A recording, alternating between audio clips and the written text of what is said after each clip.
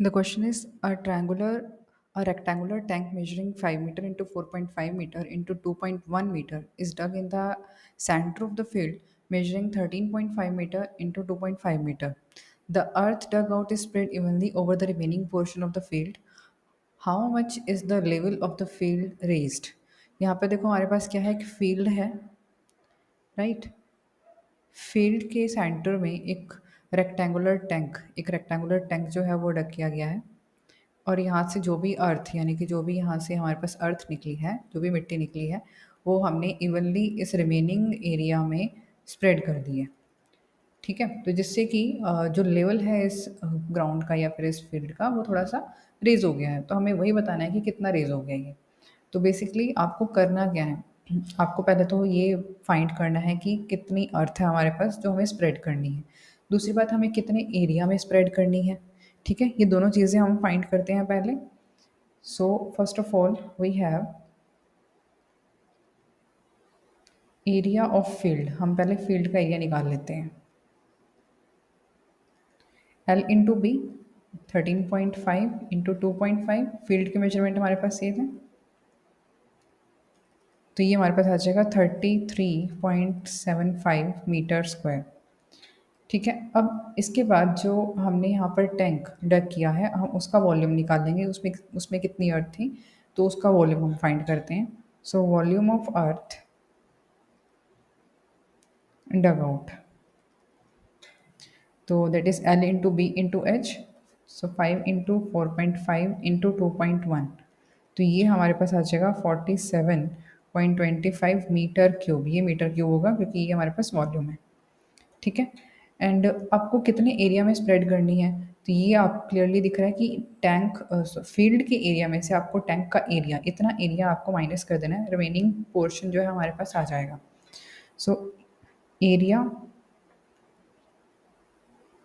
Of tank यानी कि जो ऊपर सरफेस है उसका एरिया आएगा ये L इंटू बी, यानी कि 5 into 4.5 that is 22.5 metre square.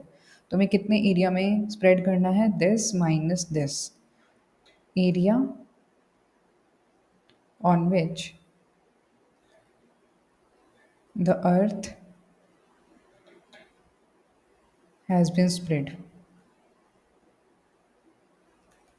Area of field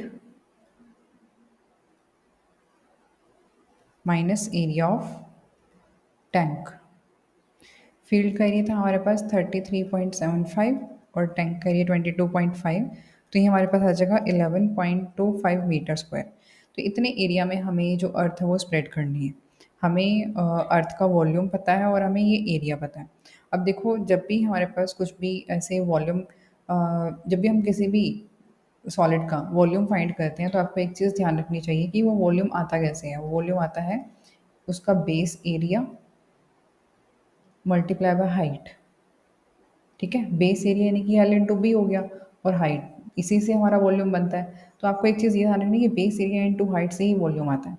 अब मुझे अर्थ का वॉल्यूम पता है, मुझे इसका बेस एरिया, जितने एरिया पे मुझे ये स्प्रेड करनी है मुझे वही पता है, तो हम हाइट तो फाइंड कर ही लेंगे, राइट। तो बेसिकली करना क्या, volume divided by base area is equal to height.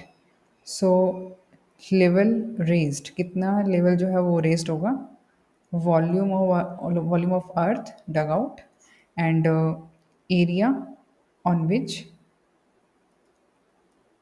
earth is spread।